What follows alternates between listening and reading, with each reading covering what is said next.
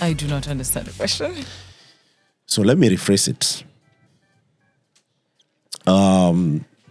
For a woman who is mature enough and needs to like take care of all these, bills and whatever, food, housing, medical, everything, it is automatically an expectation of a man to be able to do all that.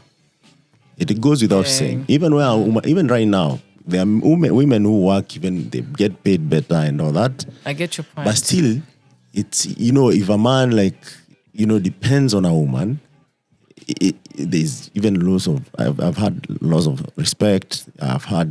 And I'm not talking about other countries. Maybe other countries, the culture is different, maybe they are aware, they have practiced this over 200 years and everything is okay for them. And, but here in Africa, where we are, where we plan to change, where I think all these dynamics work, don't you feel that actually even puts more pressure to an African man to think like, you know what, I need to be competitive. I need to be out there, not only even to other women, but also for myself, so that in case I settle down, I have a woman, I have children, I am a man. I am a man of the house. I'm able to take care of all these things. And I'm not doing this so that other women don't get this opportunity. Okay. Yeah. So I think I get your point. So I'm not a man, so I might not have that insight that a man would have. But I do know that sometimes also in certain aspects, society puts pressure on men. Men are told cannot cry. Men are told, oh, you have to carry financially the family. Men are told this, men are told that, and it also puts some emotional weight, and actually it puts pressure on them, But it's also not everywhere there. I'm not going to go and compare women's struggles and men's struggle because I don't believe invalidating someone's struggle is the way forward. No, I'm not invalidating anyone's struggle. Yeah. All I'm saying is this, and by the way, that's what you use. Like, when a man is put here and a woman is put here, there's this and that. Yeah. Of course, it's just comparative. Yeah. It's just to see, because at the end of the day, we might say, even women in STEM are not getting these opportunities just because they are women. There are the factors that actually are underlying that have been over and over. It's like a culture that if you don't have this kind of a job, for instance, or if you don't perform well like this, or if you're not, resilience when it comes to externalities, like you are in violence, you need to protect there are several other factors, but this is not the place to list them. I think I get it. So for me, that is my point of view. Every couple and every family has the right to choose and define what works for them. In an ideal world, the man is there, or the companions are there. They are choosing depending on their own strengths and skills. Yeah. What their responsibilities are in that tandem. Yeah. I do this, you do that. I actually enjoy doing this, you enjoy doing that. We balance it that way. But the thing that we both don't like, we try to find a way to manage it. That's the way I see things. They should not be, for me, a standard norm that every couple have to apply. If you're not doing it, then you're bad. Yeah. It is fine. It is fine for men to be open, to discuss, to communicate those things, to have their own spaces, to change that norm. But it also has to come from them, It's like you cannot help someone who's not trying to be helped. I don't know if you get my point. I see what you're doing here, Mariam. When it gets to men and why they're doing stuff, you're like, No, I don't have the data, so it is hard for me to speak about it. I do not like talking about a special subject that I don't know, but I do see the struggle that some men are facing. I'm not going to lie about it. Sometimes they have a lot of pressure. There are good men out there who have a lot of pressure that they should not be having. Sometimes people also don't have the choice. But the same way you see men carrying their families, I've seen women carrying their families. You know that I'm not going to talk about other countries, but in my country, like the family entity, like women are the one paying for the children's school. in reality. Because what happens at the end of the day is that we find a lot of single women at some point, and women are the one who will invest like 100% of their income on their family. For example. And that would not be the case if there was polygamous as it used to be. Well, I'm not equipped to discuss the subject. I mean, the thing that I feel, and this is my personal opinion, it doesn't have to be your opinion or anything, is that, African used to be like, you can marry more than one wife, just manage your family, wherever, and make sure that, you're responsible to all these decisions that you make. But, there are all these other, and it's been happening for the last 100 years, if you think about it, whereby you're told, marrying more than one wife is wrong, religious-wise. Even there are churches, if you're Catholic, if you marry more than one wife, they do not recognize you as a Christian anymore. I feel like you're saying one thing and the opposite. Because earlier you were saying that men are receiving a lot of pressure because they're supposed to carry their family financially. Yes. But now you're saying that back in the time, men used to have 1, 2, 3, so many wives. Even 10, yeah. Does that even help them? Like, in terms of finance? To be honest, I don't know about the subjects. I'm not going to say the things that I don't know. For sure. I'm really just asking to understand. Yeah, for sure. Because between what you said and what you're saying now. And I totally understand you. And by the way, before it was not about money. So, and these people who actually would marry more than one wife, it was not because they wanted to bring more trouble to them and they could not afford. This is someone who maybe has, I don't know how many head of cattle, or they have a big farm or whatever. So they're able to afford that. So rather than just being, selfish and saying, you know what, let me have all this for myself and all this, they did that. And I'm not saying it's the right decision or the wrong decision, but that also meant that if, for instance, and the reason I feel like maybe that we have single ladies, we have all this and that, or mothers who don't have husbands and they have to take care of everything, is because there's maybe a man somewhere who could not take 2 women as their wife and recognize each other and love them, and because it's your responsibility. You made that child, right?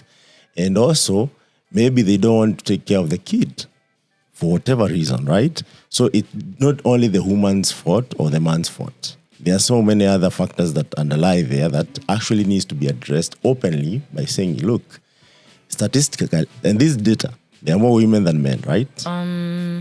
Actually, that data is not true. You actually have more men than women. In the world? You sure about that? Okay. So it is true. It is true. It is true. You have more men than women. And I don't think the issue of single mothers is about men not being able to take one wife for 100 wives. I think there are a lot of issues that are behind that. It is also sometimes a choice from women. It is also sometimes in terms of a situation. But we do find situations in which you could have a single mother, but the father is implicated in his children's life, in his child's life. But that is actually not the case. So you would find a lot of situations where the man is not even there. And then appears somewhere when the kid is 16, 15, 17, 18, So there's not taking responsibility sometimes. Now, the reasons, I don't know. People have a lot of challenges. People are facing a lot of different experiences, You cannot just go and give an explanation for one and then, dismiss this and they say these ones are the worst. Oh, no, you cannot do that because every situation is different. But No, I don't think it's a matter of whether the man could not marry multiple wives or what. No, I say this is my own opinion because I feel like, and of course, you're right. I just checked out. There are more men, but just a small percentage more than women. So that is not the excuse anymore for polygamy. I mean, if they are in Kenya, I think we used to say this. I don't know now how true this is. They are 3 women for 1 man. in Kenya, right? I'm wondering I where need they to check got that those. data. Data is important. I need to check that again to affirm if that's really true, because this might have changed or it's not true altogether. And I think this kind of misinformation actually makes is. people make wrong decisions, right? It is. Whereas, so in Kenya, there are 27.66 million male, and then there is 27.32 million females. Yeah, which is slightly more. Slightly more. So, so that's besides the point. So there is also gender-based violence. There is marriage that break up. There is people die, all right? Yes. So there are so many other underlying factors. Yes. And I think it's a good discussion to have, because as much as you want, people to build solutions, people to use solutions, there are a couple of things that actually can inform that, paradigm shift of like, as much as you want, equal opportunity for everyone, how can we do this in a good way, in a responsible way, so that it doesn't become a zero-sum game whereby, certain gender over time, they feel like, you know what, these guys started a movement, now we are losing, or it should not be a competition. It should be like, we can get there, we can learn from other cultures, we can learn from people who already have done it to some extent and see, was it a perfect example? Let us adopt it. Were there mistakes made along the way? How can we do it better? And then that will make a world a better place, will make Africa a better place. But now that's besides the point, and I think you have addressed it well. And I think we'll keep trying to evaluate some of these issues, because I feel like if we don't do that, the poverty index will not go down, because at the end of the day, there are women who cannot actually take care of everything, given the circumstances that maybe they didn't finish their education, or there are other circumstances like they need to educate their children instead of them progressing career-wise, and all those underlying factors. Now, how far has Ivory Coast's tech ecosystem, or how does it look like at the moment? And what needs to be done? Like right now, I know you in the center of it. Like, what some of the things that needs to be done? Some of the things that needs to be done. Yeah, to take it to where it's supposed to be. I think we need to be able to have those spaces where the youth can come and innovate. You mean innovation hubs? Yes. There are no innovation hubs in Ivory Coast? Well, I see some entities trying to create things, but at least the door is opening. But there's still a lot to get there. It's still a bit selective. You have to be in a certain environment to have access to that. Yeah. Yeah. And when we're talking about equal opportunities, it's equal opportunities for women, but for also for people who are coming from rural areas, for people who are living inside of the country, in the capital city. There's all it's that, more in the city. Yeah. So at least the door is open, but we need that place where the youth can come and safely try and test and fail, because that's the only way to learn. That's the only way to learn. And it's the best moment to learn.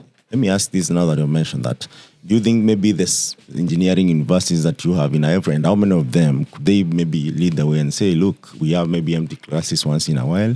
Can people use those for experiment, or maybe they can have a space around that, because at the end of the day, there are buildings there, that they can say one of these could be an innovation space that is open for, graduates, undergrad, or even people who have innovation around.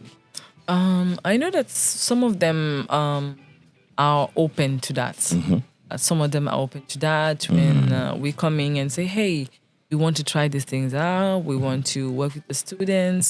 Some of them are open about it. Yeah. But now, when you're talking about innovation labs, you're also talking about resources. Yeah. You don't just need an empty classroom. Of course, you can use it, but then how do you do technology happen? You don't have a laptop. You don't have internet. Yes. How do you make that happen? Then, yeah. Those are some of the discussions that, like government should say, you know what, maybe we need to set aside some funds for that. In fact. Maybe we need an open Wi-Fi. If you're in this place, you can get the open Wi-Fi. True. Yeah. So do you think policy needs some Yes. We definitely we definitely need to work on that aspect, and it's a bit one of the reasons why I've joined the Global Shapers, because then we are also trying to make those policy become a reality. You know, where have the gaps, to identify those gaps. What can we do to so that this is included? How what can we do so that there is no gap in the policy? We are actually including these things. We are taking them into account. You know, is the law thinking about technology? Is the law thinking about innovation? Are we putting regulations in place so that, you know, there's GDPR? Are we putting regulations in place so that, you know, things have a proper space to explode? Are we making it possible for startups to happen? You know, is the investment coming in, like, you know, scalers? Are the policies actually open enough or working for the startup ecosystem? And then you know, all those things then just come in. Yeah. So and what because you see, this now goes to, like, you know, a different level of conversation, which actually an individual who is building solutions can, maybe we'll wait for some time for them to be impacted, right? What do they need to do at that level? So by the time maybe all these things are changing, they are ready for what is going to happen. What does that look like? Say I'm a developer, right? And maybe I can't, you know, build stuff because, you know, at the end of the day, I'm like, you know, after all, what will happen? Maybe I'll be frustrated. Maybe there is no investment. Maybe there are no customers. People don't have resources. But now there's this global shapers that is happening. And, you know, you're trying to influence this. So at that point, once you're able to do that, because it will happen in one way or the other over time. So what do they need to be doing right now? By the time this happens, they can move to that level. Well, they should keep doing what they're doing. You know, because change does not happen in a day. Yeah.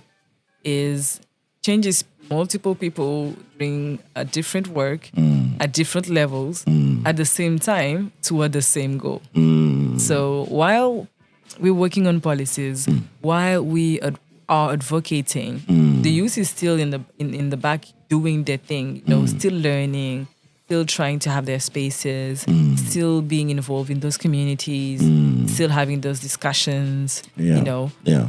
That has to happen. So they need to sharpen their knife. So for the time the meat gets ready, they're able to, like, be able to prepare the table and feast, right? Exactly. And what we mean by in a nutshell, that get your skills ready. Exactly. Get your, you know, your best practices ready. So that when this opens up, because I've seen this actually happen in Kenya over time, whereby people work for remote companies. Actually, COVID-19 helped so much in that to, like, leapfrog. You know, people are opening companies and hiring the local talent, especially engineering. That was not there for some time. So getting their skills ready is good. So that's beautiful, Mariam, and thank you so much. What is your parting shot? What do you want to tell developers in Cote d'Ivoire, or the communities there, or the customer, whoever you want to say something? This is the time. So what I want to say is, do your part.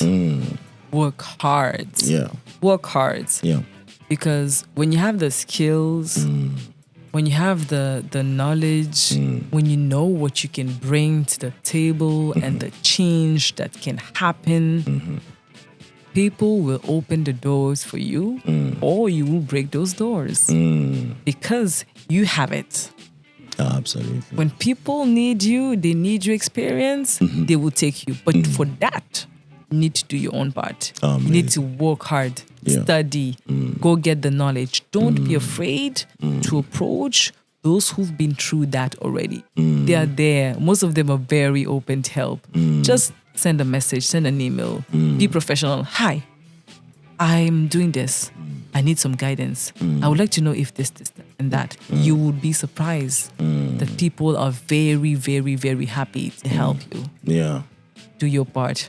Work hard. Amazing stuff. Thank you so much, Mariam Nourya Koné. So, as we conclude this, Mariam is the country manager for Africa's Talking, the co-host of this show, and I'm Michael Kimadi, also from Africa's Talking and Impact Masters. And it's a beautiful, beautiful conversation that we have had here. And this is just a beginning because we want to showcase more and more what is happening across Africa, being done by different impact masters at different levels, because it takes a village.